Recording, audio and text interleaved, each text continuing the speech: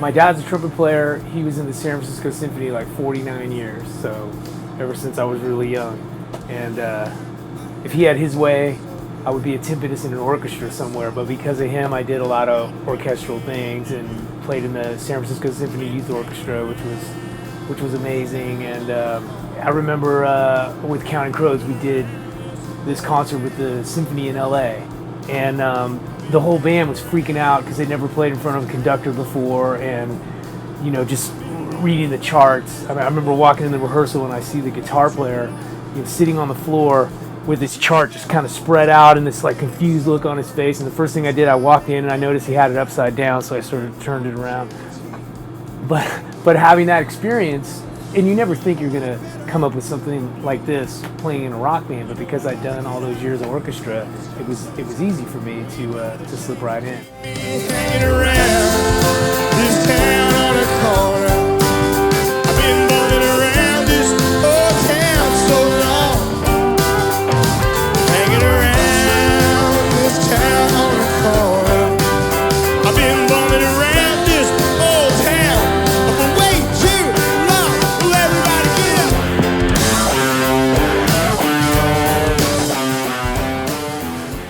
I came back from school to work for a summer, and while I was there, I got an audition with this band that was signing to Elektra, named Papa's Culture, and eventually being in that band led to the audition with Sheryl Crow, and then when I got that, I never looked back. Tonight, and today is my day. That I've been hanging all on display. But yours is just a loser's game. When I decided I should play, throw your arms around my neck. I won't be soon to forget. Throw your arms around my neck. Man, well, I won't be soon to forget.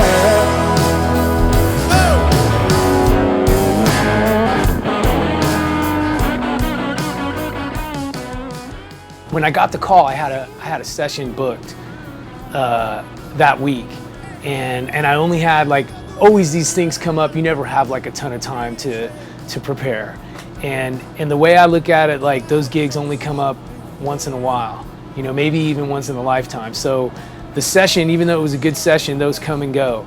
But this was a real opportunity. So I called the people and I explained the situation, and they were cool about it and let me off. And I spent every moment I have, which was very brief, preparing, so I would be the most prepared I could be when I went in there. But I remember going down there, and I'm kind of this unknown kid from the Bay Area, and I'm seeing, all these different drummers, which will remain nameless right now, but they were named drummers like coming out of the audition room, and I'm like, oh, there's so and so, and which was just adding to my nervousness, seeing all these guys like I'm going against these dudes, so. But once we got in the room, it was what I've done my whole life, which is a couple people in a room playing music. So once we started playing, I got comfortable. I was, singing harmonies. I'm grabbing the mic. I'm doing my thing, and she, I guess she obviously saw something in me. But after the audition, they said, that was really great. We'll be talking, and then off I went. And this was the days before cell phones, of course, and all that. So immediately I go and I check my message machine. We go to lunch, and then I was flying home, and I'll check my message machine. I was with forgot to mention this part, a guitar player friend of mine also auditioned with me. So we both auditioned. And so we get to the airport, and we're both checking our messages, and his message machine is full of messages with them looking for me, and then I check my message machine. They're like, "We think you're still in LA. Give us a call." So I called them up, and they said they want some other people for me to play with. So they picked me up at the airport. I went and I played another audition with some other players. That went pretty well, And yeah, same day, all the same day. And then they take me back to the airport. And it was a long day, and I'm like, wow, that was crazy. You still don't know if you have the gig, but it felt really good, but you don't know. So again, I'm about to get on the flight. I check my message machine, This time it's Sheryl. And she's like, hey, you sounded really great. It was great to meet you. Give me a call tonight, and gives me her number. And I'm like, oh my God, so I got to get out my change, and I'm calling her, and it's her message machine, and I'm just like, hey Sheryl, this is Jim. I haven't even left yet. I'll give you a call when I get into Oakland. So we fly to Oakland. I call her as soon as I get in there. Again, the message machine. I'm like, all right, I guess I miss you.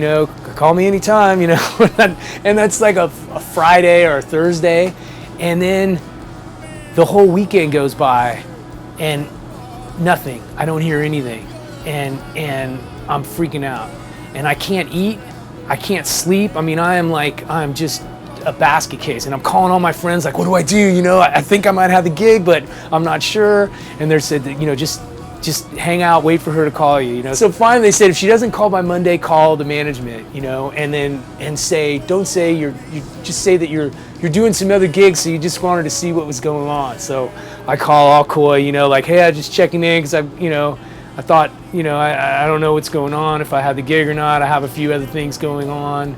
So, just like to know. And as soon as I hang up the phone, the manager calls me back, and he says, you have the gig, and I was like, cool, and he said, if you're available for the next year and a half. And I'm like, well, it's not that I'm busy, but I can make myself available, So what had happened is Sheryl went away to Italy or something like that. But anyway, so I got the gig.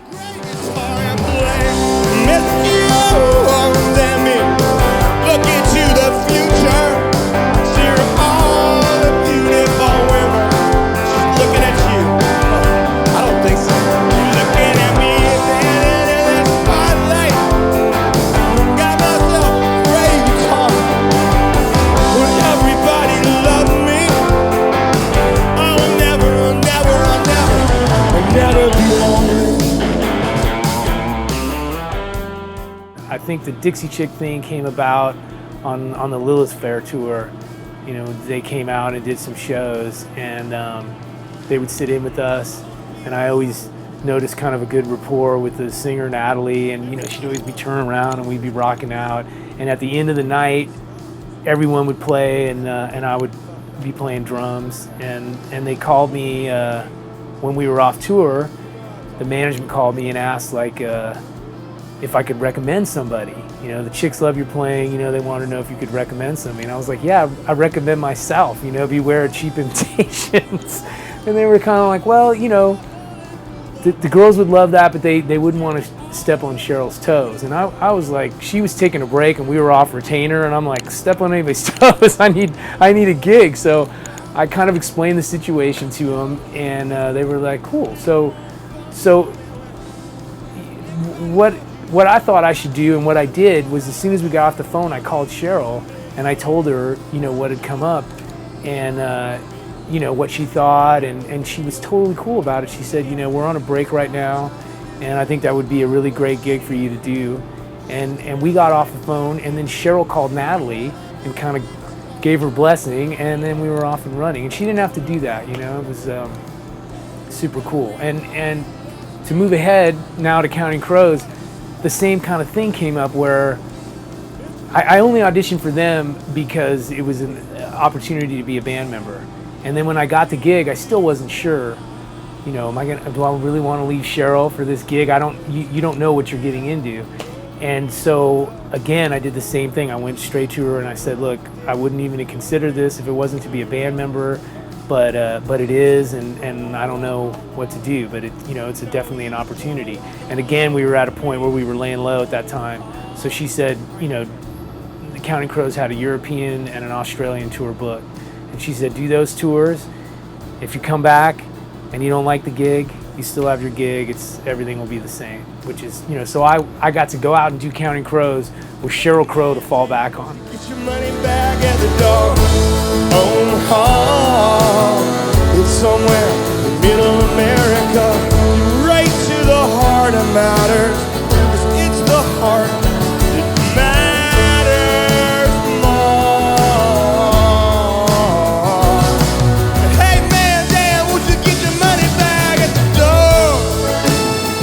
Oh. You know, like all drummers, I never, you know, when I started out, you know, no one was going to endorse me or anything, and so you tried out all the products and you stuck with the ones that you really liked, you know. And when I got the gig with Sheryl, the first thing I did was go with all the things that I've been playing forever, you know, and that was Vic Firth sticks and Seljan cymbals, you know. So I'm still with both of those companies, and we started that in '96.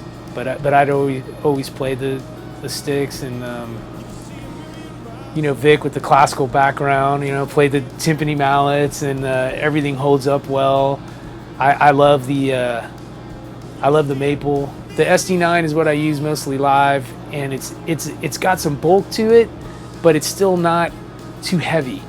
And if you've never checked out maple sticks, I mean, the hickory are great too, but I think you should try them out, because they're definitely a different feel, and you know, they work for some people, not for others. But I can't use anything else. Won't you?